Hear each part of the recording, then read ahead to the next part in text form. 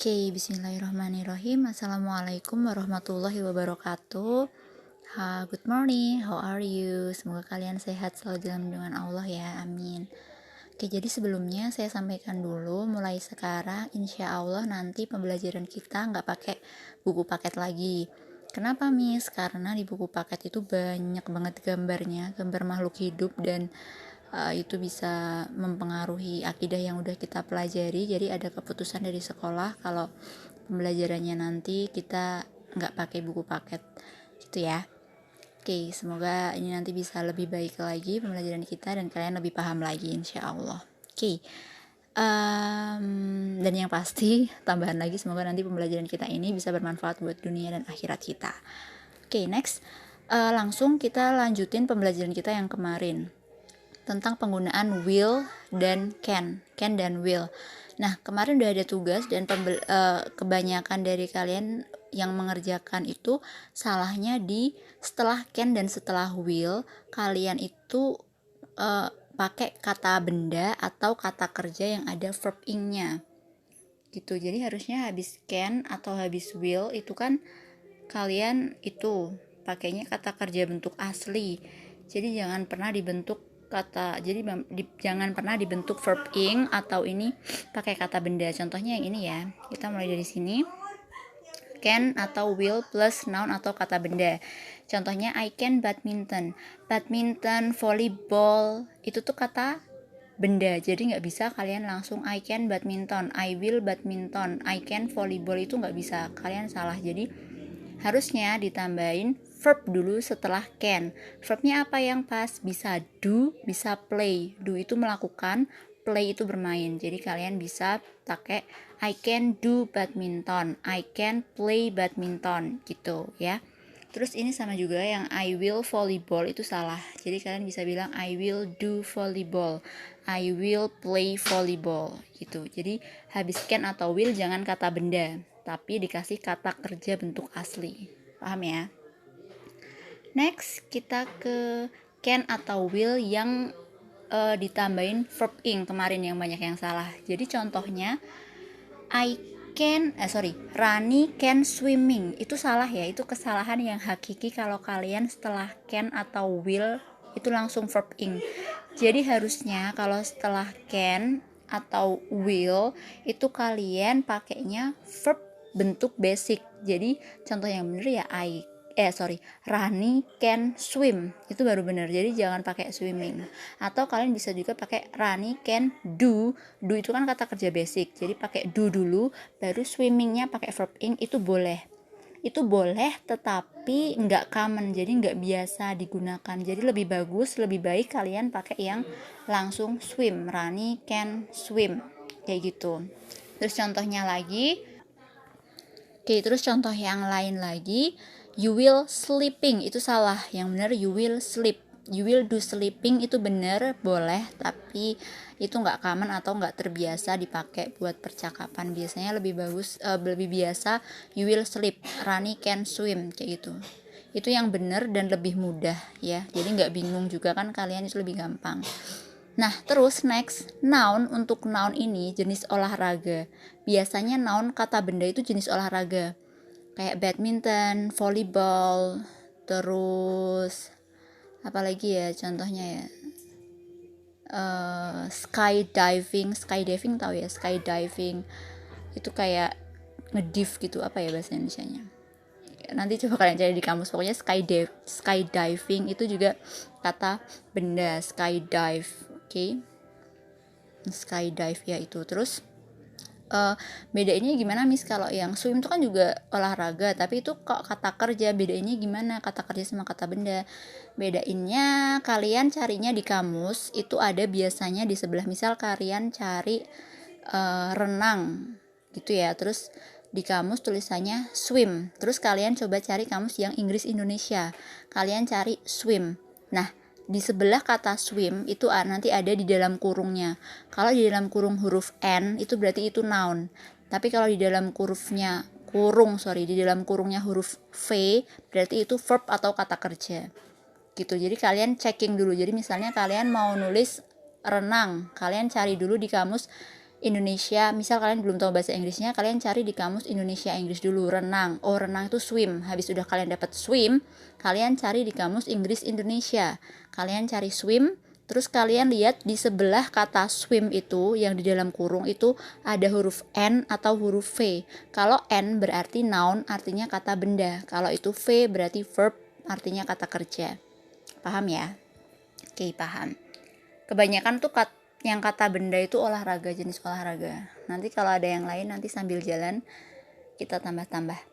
Oke, next selanjutnya itu can, penggunaan can dan will sebagai penggunaan can dan will dalam kalimat tanya. Contohnya, kemarin udah saya kasih tahu ya di video sebelumnya itu kalau can sama will di kalimat tanya berarti can sama will letaknya ada di depan. Oke, tinggal dibalik sama subjeknya. Kalau aslinya you can swim berarti kata tanyanya can you swim. Jadi tinggal dibalik antara can dan subjeknya. Contoh yang pertama, can you swim? Bisakah kamu berenang? Dapatkah kamu berenang? Itu menanyakan kemampuan seseorang. Terus yang kedua, can you do badminton? Bisakah kamu melakukan badminton? Menanyakan kemampuan juga. Yang ketiga, can you sleep here? Bisakah kamu tidur di sini? Itu juga menanyakan kemampuan. Kau bisa nggak tidur di sini? Kalau nggak bisa, berarti tidurnya di tempat lain, kayak gitu. Terus kalau will, contoh selanjutnya, will you help me to return this book to the library? Akankah kamu membantuku mengembalikan buku ini ke perpustakaan? Itu menanyakan kesediaan ya berarti. Akankah kamu membantuku? Gitu. Yang kelima juga, will you sleep here? Akankah kamu tidur di sini? Mau nggak sih kamu tidur di sini? Kayak gitu. Akankah kamu tidur di sini? Itu juga menanyakan kesediaan. Contohnya juga, will you marry me? Itu menanyakan kesediaan. Maukah kamu menikah denganku? Akankah kamu menikah denganku? Nah, di contoh-contoh ini kalian bisa analisis kalau can di dalam kata tanya itu biasanya untuk menanyakan kemampuan. Ya, terus kalau will di kata tanya itu berarti untuk menanyakan kesediaan seseorang. Kalian bisa aja sih sebenarnya bilang, can you marry me? Bisakah kamu menikahiku? Itu bisa. Cuman itu nggak sopan banget. Jadi kalau bukan banget sih ya, tapi nggak sopan gitu. Lebih bagus kalau lebih sopan, lebih halus tuh pakai will you marry me. Oke, jadi can bisa dipakai untuk menanyakan kesediaan, tapi itu kurang sopan. Jadi kalau minta tolong, kan menanyakan kesediaan berarti kayak minta tolong ya. Kalau minta tolong pakai can itu rada-rada kurang sopan. Jadi lebih baik pakainya will. Gitu. Will you sleep here? Will you go to the library with me? Akankah kamu pergi ke perpus denganku gitu. Jadi kalau minta tanya kesediaan seseorang, minta tolong seseorang pakainya will. Oke. Nah, terus di sini jawabannya bisa bilang kalau iya bisa, menanyakan kemampuan tadi ya. Kalau bisa, iya aku bisa berenang berarti yes I can. Kalau tidak berarti no I cannot. Oke, terus kalau ketersediaan tadi, kalau kamu bersedia berarti kamu bilang yes I will. Kalau nggak bersedia berarti no I won't atau no I will not. Oke, dan di can sama will bisa juga kalian jawab pakai certainly atau sure. Certainly sama sure artinya sama aja, tentu saja, jadi dia bersedia. Jadi itu di area yes ya, sama kayak yes. Jadi certainly, sure itu bisa. Oke. Next, poin yang terakhir hari ini, penggunaan but dan and di dalam kalimat yang tadi ada can sama will-nya. Oke, but dulu, mulai dari but. But itu digunakan untuk dua kalimat yang memiliki makna bertentangan. Jadi but, konjungsi atau penghubung but itu digunakan kalau kalimat yang ada can sama ada will-nya itu bertentangan. Oke. Contohnya nomor 1, I can swim but I will not do it in front of many people. Aku bisa berenang tetapi aku tidak akan melakukannya di depan banyak orang. Contoh yang kedua, I cannot sleep here but I will sleep here. Aku tidak bisa tidur di sini tetapi aku akan tidur di sini. Jadi gampangannya kalau pakai konjungsi but itu berarti kalimat yang di depan dan kalimat yang di belakang ini ada dua kalimat ya, karena ada dua subjek, I di depan sama I di belakang. Jadi ada dua subjek, jadi ini ada dua kalimat. Nah, pakai but, konjungsi but itu kalau kalimat di depan dan kalimat di belakang itu beda. Jadi misal yang di depan kayak yang contoh nomor 1, kalimat di depan itu positif, I can swim, terus kalimat di belakangnya kalimat negatif, I will not. Jadi itu pakainya but. Terus ada contoh yang kedua misalnya yang kalimat di depan itu negatif, terus kalimat yang di belakang itu positif, I will. Jadi itu juga pakai but. Pokoknya kalau ada positif dan negatif kalian pakainya but. Gampangannya kayak gitu, oke?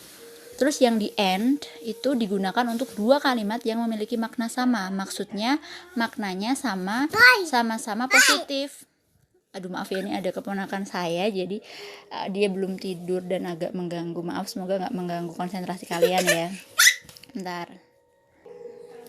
Oke, jadi yang di end ini contohnya yang nomor 1, I cannot eat spicy food and I won't eat spicy noodle. Saya tidak bisa memakan makanan pedas dan saya tidak akan makan mie pedas. Tuh, jadi kan sama-sama negatif nih, cannot sama won't, makanya pakainya and. Oke. Terus contoh yang kedua, I can speak English. Aku bisa berbicara bahasa Inggris and I will do it every day, dan aku akan melakukannya setiap hari. Sama-sama positif kan, I can speak dan I will do. Sama-sama maknanya positif, jadi pakainya and. Paham ya? Oke, semoga paham. Jadi hari ini tugasnya, hari ini segitu dulu materinya. Semoga mudah dipahami. Maaf kalau tadi ada suara-suara yang agak mengganggu. Tugas hari ini, kalian mengirim voice note ke Miss Intan. Isi voice note-nya di voice note nanti kalian menjelaskan kembali materi hari ini sesuai pemahaman kalian. Jadi pakai bahasa kalian sendiri, kan tadi kalian udah mendengarkan penjelasan saya. Nah, nanti kalian ngirim voice note ke Miss Intan. Bismillah, Assalamualaikum Miss, hari ini bahasa Inggrisnya kita belajar ini pakai bahasanya kalian sendiri sesuai dengan pemahaman kalian. Jadi saya mau ngecek kalian paham atau enggak dengan materi hari ini. Gitu ya. Kalau ada yang mau ditanyakan silakan tanya ke Miss Intan. Ke personal chat boleh, ke komentar boleh. Oke. Tapi kalau kayaknya nanti agak slow respon ya, maaf kalau agak slow respon. Oke, I think that's all for today. Thank you for your attention. Wassalamualaikum warahmatullahi wabarakatuh.